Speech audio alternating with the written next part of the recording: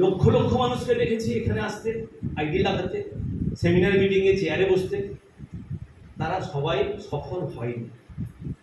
কারা সফল হবে? যে আইডি করে ফেলবে, যে স্মার্ট কনজিউমার করে ফেলবে, যে ডায়মন্ড ক্লাব করবে, যে রয়্যালটিতে এসে যাবে, তারা সফল হবে? নো। যে জীবনে ভালো হতে চায় সেই সফল হবে। যে জীবনে ভালো হতে চায়, ভালো হতে চায় সেখানে সফল হবে।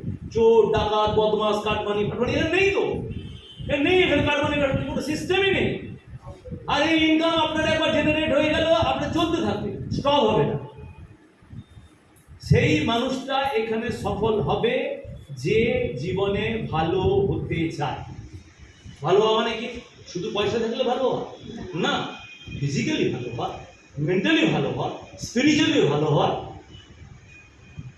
খাদ্যাভ্যাসটা ঠিক করতে হবে। আমরা খালি আপনাকে কোনো কি করে দু পয়সা ইনকাম হবে সেগুলো শেখাবো। ওই দিদি যখন বলছিলেন, সিরাকলের দিদি, ওনার চৌকি জল বইছিল একবার, যারা যারা বলছেন, ওই দিদি যখন বলছিলেন প্রতিটা মানুষের, এনারা তো বুঝতে পারছেন, ওনারা প্রফেশনাল কেউ স্পিকার নন।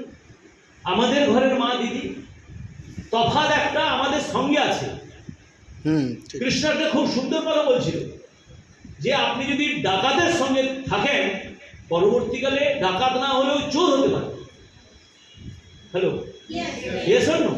সিম্পল। তো আমাদের সঙ্গে থেকে থেকে ওনারা অনেক বলছেন। কি বলছেন?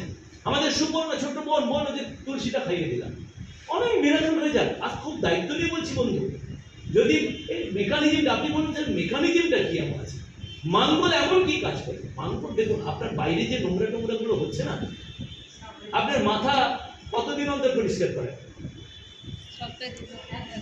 আপনি মনে করুন আপনার মাথাতে 2 বছর কোনো শ্যাম্পু করলেন না, কি হবে? আর বলুন, কি হবে? বেশ।